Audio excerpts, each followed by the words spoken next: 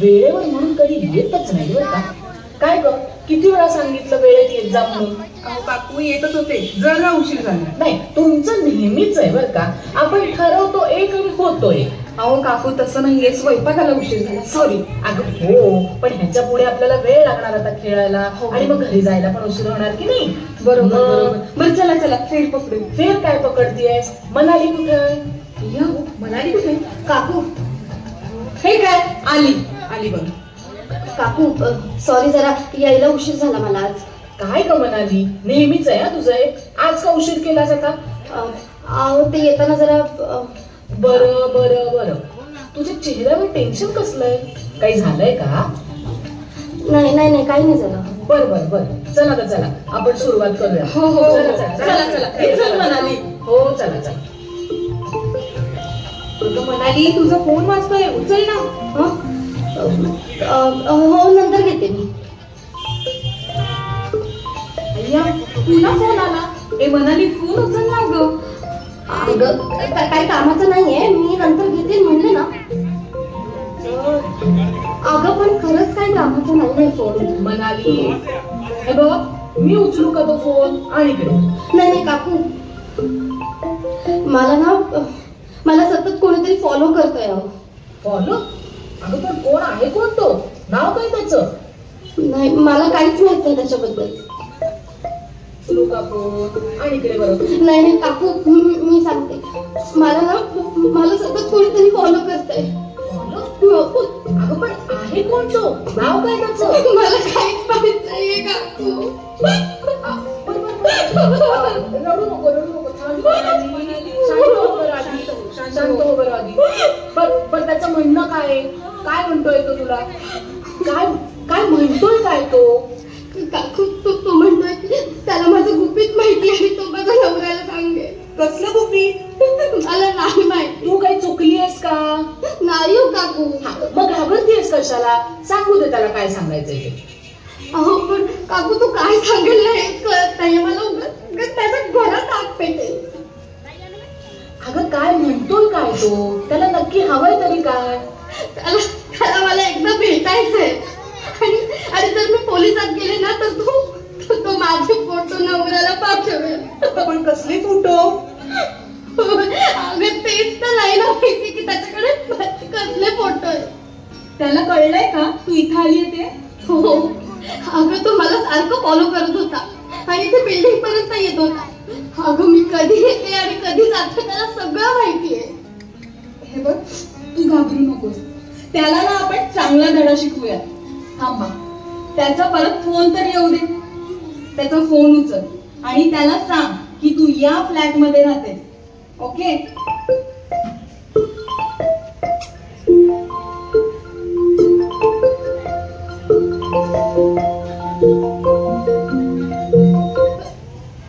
Hello, कोण बोलतोय? विसरली का? आवाज विसरली? कोण बोलतोय?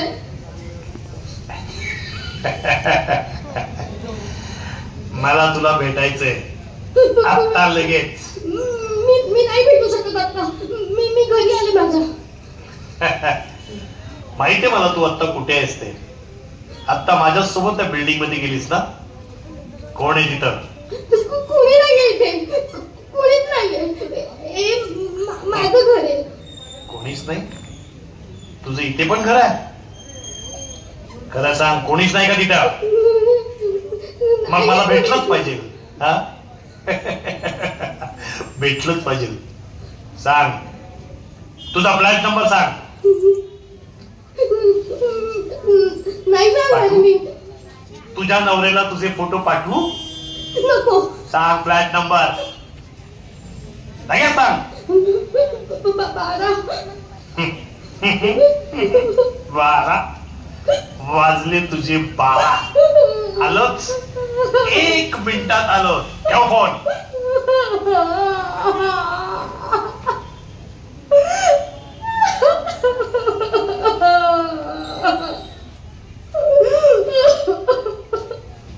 आणि एकदा येऊ तर दे, मग आपण बघूयात काय करायचं ते.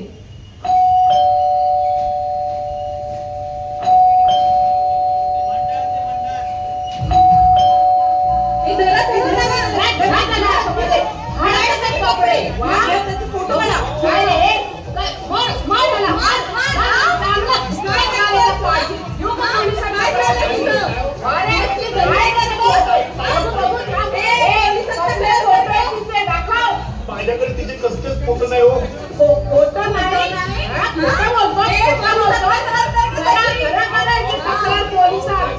फोन करून आमच्या पोरीला मी सहज फोन केला, मला कळलं तर त्या घाबरल्या होत्या. मला वाटलं या घाबरतात. घाबरली म्हणून लगेच रोज उठून फोन अहो नाही हो, परत नाही करणार हो. आता परत करायचं लायकीच ठेवणार नाही तुला. अहो सॉरी सॉरी सॉरी काकू, सॉरी. अहो सॉरी. काय सॉरी सॉरी लावणार रे? उठ उठ उभं राहा. उठ बस बस खाली बस. बसलो. उठ उभं राहा. उठलो. उठलो बसलो काय? उठा बसा काय चल लगेच. उठावायचा किती? 10. 10. काढ चल उठा बसा. 1 2 3 7. एक मिनिट थांब. 1 2 3 4 नंतर डायरेक्ट 7. कुठून आणले? अहो आमच्याकडे असं असतं. काय रे असं कुठं असतं रे? तर साष्टांग नमस्कार घाल. सगळ्यांना? हो सगळ्यांना. आम्ही सगळ्यात देवे आहोत. चुकलं देवी, चुकलं. चुकीच्या बाईला छेडलं मी. काकू. आणि काय रे तू करतो काय रे? अहो काय नाही, मी साधा कलाकार आहे. मी कृष्णाचं काम करतो नाटकात. अगं इकडे या इकडे ग. हे बघ आपल्याला मंगळागौरीसाठी काळा कृष्ण मिळाला आपल्याला. अहो नको ना. काय नको? असं बोलू नका ना. मग कसं? असं काळा नका बोलू, मला कसं तरी वाटतंय. गप्रे, काळ्याला काळाच तर म्हणणार ना. नाही हो, सावळा म्हणा. किसनदेव कसा सावळा होता, सावळा. गप्पा वाचलाय. ए चला ग, आपल्या मंगळागौरीसाठी आपण या कृष्णाला उभं करू. चला चला. तुझं मोरपंख कुठे रे? हो आहे ना, तुझे पण घेऊन फिरतो. हे घ्या.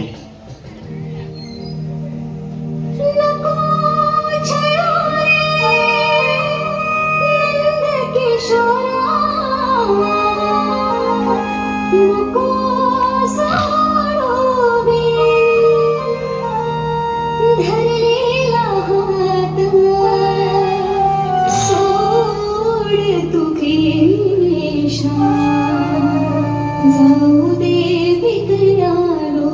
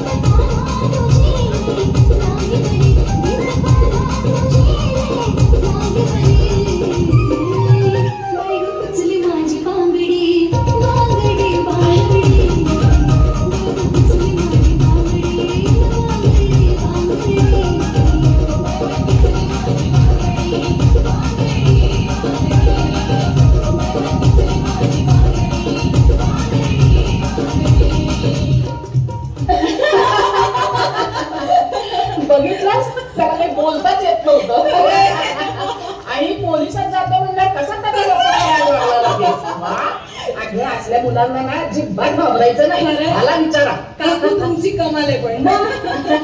काही फोटो बिटो नव्हते त्याच्याकडे. मग काय? चांगला धनके द्यायला पाहिजे होते अजून त्याला. हो ना. खरं सांगू का मनाली, असल्या टपोरी लोकांना ना घाबरायचं नाही. तू घाबरलीस ना म्हणून त्यांनी त्याचा गैरफायदा घेतला.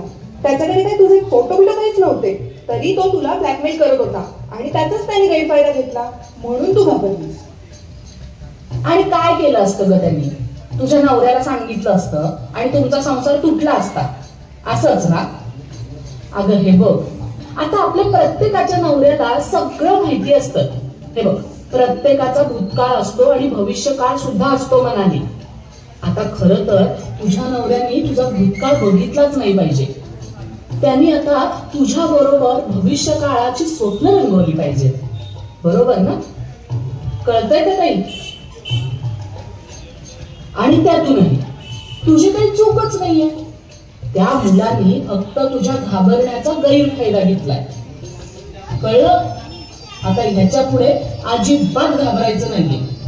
जे येईल ना त्याला चांगलं सक्षमपणे आणि खंबीरपणे तोंड द्यायचे. काय कळतंय का? हे चला चला चला चला आपण फेर पकडूया. हो, आधीच खूप उशीर झालाय. हो ना. कळलं का? चला चला.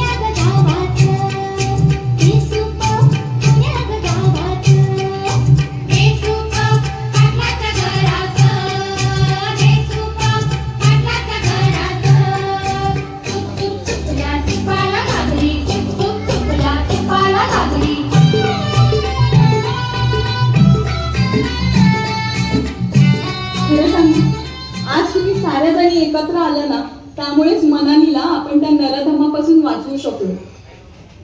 पण आम्ही काय करायचं? आम्हाला तर एकाच ऑफिसमध्ये वर्षानुवर्ष काम करायचं असतं. मनात इच्छा नसेल तरी त्या व्यक्तीशी बोलावं लागतं. काय करणार? पण काम तर करावंच लागतं ना. आम्हा बायकांच्या नशिबाला हे असंच असतं. इच्छा नसली तरी एखाद्या व्यक्तीशी हसावं लागतं, बोलावं लागतं, मन मारून जगावं लागतं. आम्ही तरी काय करणार? खरं सांगू काकू, कायदा आहे, पण त्या कायद्याचा खरंच काही फायदा आहे का? आपण कोणाची कंप्लेंट केली तर आपलीच नोकरी जाते का काय याची भीती वाटते. त्यामुळे गप्प बसून सारं काही सहन करावं लागतं. हेच अशा या भित्रेपणामुळेच लोक आपला फायदा घेतात. अगं विसरलात का? राजमाता जिजाऊ, झाशीची राणी, अहिल्यादेवी होळकर, इंदिरा गांधी ते आता सुनीता विल्यम्स पर्यंत. अगं या महिलांची खूप मोठी लिस्ट आहे. या महिला कोणापेक्षाही कमी नव्हत्या आणि राहणार सुद्धा नाही. अगं मी तर म्हणते अशा नरधमांना ना चांगली अक्कल घडवली पाहिजे की पुन्हा त्याने स्त्रीकडे वाकड्या नजरेने पाहिलं नाही पाहिजे. अगं मुलींनो, आपण छत्रपती शिवरायांच्या महाराष्ट्रात राहतो.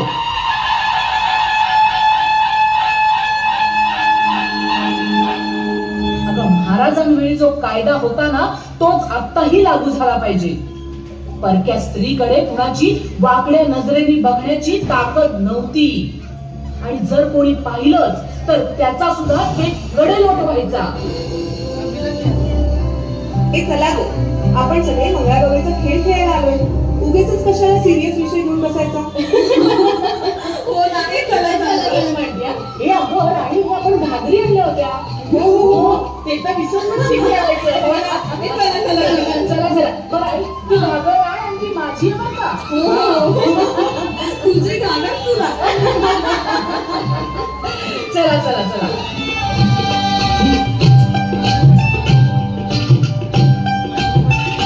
घागर घुमू दे रामा पावा वाजू दे.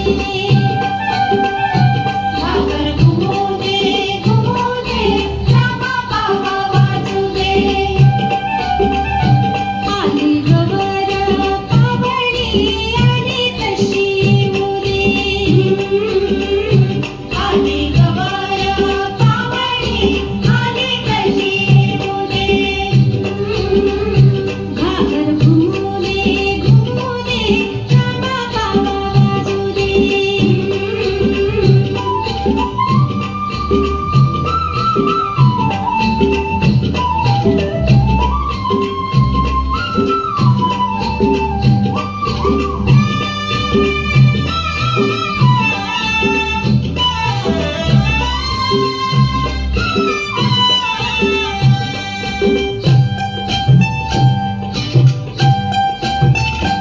हे वाघ पाण्याचा हंडा खबर माझी नाव दे. हे वाघ पाण्याचा हंडा खबर माझी नाव दे. घागर घुमू दे रामा पावा वाजू दे.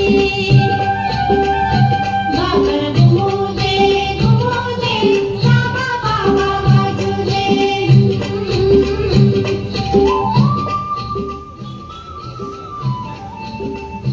काय ग, काय झालं? आणि तुझ्या पाठीवर हे वण कसलंय? तुला कोणी मारलंय का? सांग ना. अगं रश्मी काय विचारतोय? अगं नाही, काही नाही. असंच मी पडले होते ना, त्याचेच वण आहे. नाही नाही नाही हा. हे पडल्याचे वण नाहीये. कोणीतरी तुला मारलंय. खरं सांग, विचार पाहू तिला. अगदी रश्मी खरं खरं सांग, कोणी मारलंय तुला? काल चुकून माझ्या हातून कपशी फुटली म्हणून. हा? एक मिनिट, नवऱ्यानं मारलंय का तुला? हो ना? अगं पण मग सासू सासरे काय करत होते तुझे? काही नाही ग, हुंडा कमी पडला असेल ना म्हणून मारलंय. खरं सांग, हो ना? हो. बघितलं? अगं हो काय, पण अगं हे किती चुकीचं आहे पण. नाही नाही नाही, तू अशी शांत राहता कामा नाही. तू बोलली का नाही? अगं पण मी काहीच बोलू शकत नाही. का बोलू शकत नाही? कुणाशी बोलणार? ना नवऱ्याशी बोलू शकते ना आईशी बोलू शकते. आपलेच दात आणि आपलेच ओठ. अगं तू कंप्लेंट करायला हवी होती. एका कपाशीवरून तू इतका मार खाल्लास आणि काहीच बोलू शकली नाही. हे आजकाल जे हुंडा प्रकरण वाढलंय ना, ते कमीच केलं पाहिजे. हुंडा हुंडा हुंडा, बस कंटाळा आला या गोष्टीचा ऐकून ऐकून. नाही, पण आता वेळ आली आहे प्रत्येक प्रश्नाला उत्तर देण्याची. आता असा मार खात बसायचं नाही आणि रडायचं तर अजिबात नाही. आता आपला हा आवाज उठवायलाच पाहिजे. आपला हा आवाज समाजापर्यंत पोहोचलाच पाहिजे. बरोबर आहे. हो काकू, बरोबर बोलताय तुम्ही. आता घरातल्यांच्या कुठल्याही प्रश्नाला गप्प बसायचं नाही, उत्तर द्यायचं. कारण जिथे आपली चूक नसते तिथे मार खाण्याचा प्रश्नच येत नाही. हो काकू. आणि आपण मार खाण्यासाठी जन्म घेतलाच नाही. अगं घरोघरी डोमेस्टिक व्हायलन्स होतोय. कितीतरी बायकांची पिळवणूक होतीये. कितीतरी बायकांचा छळ होतोय. यातल्या काही बोलू शकतात आणि काही बोलतच नाही. पण हे सगळे प्रकार कुठेतरी थांबलेच पाहिजेत. अगं पण हा डोमेस्टिक व्हायलन्स बंद तरी कसा करणार? कसा करणार म्हणजे? अगं आता आपल्यासारख्या महिलांनी एकत्र आलं पाहिजे. प्रत्येक गोष्टीवर आवाज उठवला पाहिजे. महिलांना या गोष्टीविषयी जागृत केलं पाहिजे. बरोबर आहे. महिलांसाठी कायदा आहे, याचा उपयोग कसा करायचा हे महिलांना माहिती झालं पाहिजे. आपण या सगळ्या गोष्टींसाठी पोलिसांची मदत घेऊ शकतो आणि घरोघरी होणारा हा डोमेस्टिक व्हायलन्स कमी करू शकतो. हे झालं घरी, पण आज महिलांबरोबरच लहान मुलींना सुद्धा हे नराधम सोडत नाही. यांना ना चांगलं ठेचून काढलं पाहिजे. अगं साधं रस्त्यावरून चालत गेलो ना तरी लोकांच्या हजारो नजरा आपल्यावर असतात. नुसतं रस्ताच नाही तर कामाच्या ठिकाणी सुद्धा बॉस लेवलची माणसं आपल्याकडे अशा पद्धतीने बघतात की आपल्याला लाज वाटली पाहिजे. अगं काम झालं, रस्ता झाला, अगं साधं मंदिरात जायचं म्हणलं तरी बाहेर उभा असणारा माणूस सुद्धा आपल्याकडे बघत असतो. किती ठिकाणी या नजरा चोरून आपण राहणार आहे. बरोबर, पण जरी असं असलं तरी कायद्याचा गैरफायदा घेणाऱ्या स्त्रिया सुद्धा भरपूर आहेत. हे आपण लक्षात ठेवलं पाहिजे आणि त्याचा गैरफायदा घेतला नाही पाहिजे. अगदी बरोबर आहे. अगं स्त्रीला देवी म्हणतात. कायदा आपल्या बाजूने आला म्हणून देवीने राक्षस व्हायचं नसतं. कारण ज्यांच्यावर आपण खोटे आरोप करतो तोही कुणाचा तरी बाप असतो, कुणाचा तरी भाऊ असतो. आणि हे महिला म्हणून आपल्याला कळलं पाहिजे. आणि हो, मुली आज सोशल मीडियाच्या नावाखाली फक्त फॉलोअर्स वाढवायच्या मोहापायी जे फोटो काढतात, व्हिडिओ काढतात ना, त्यावर सुद्धा आपल्या आई वडिलांनी आपल्या मुलींची जबाबदारी घेतली पाहिजे. आपली मुलगी फक्त फॉलोअर्सच्या नादापायी कुठले फोटोज पोस्ट करतेय याची जबाबदारी ही संपूर्णपणे त्या मुलीच्या आई वडिलांची असली पाहिजे. आणि एवढ्या गोष्टींनी सुद्धा आपल्या समाजात खूप फरक पडेल. काकू खरंय, आज आपण मंगळागौरीचे खेळ खेळायला आलो होतो ना, पण या खेळापासून आपण कुठल्या विषयापर्यंत जाऊन पोहोचलो. पण काकू, तुम्ही म्हणता ना बाई पण भारी, बाई पण खरंच भारी. बाई पण खरंच भारी आहे. घड्याळाच्या काट्यावर कसरत तारेवर, घड्याळाच्या काट्यावर कसरत तारेवर, नवऱ्याची मर्जी राख मुलं बाळ सासू बाळ, जीव खेड्यावरती लागा खेळताना हार पार, जीव तुझा माझ्या परी रोज होई माझी वर, खेळतीला खेळणारी आकर.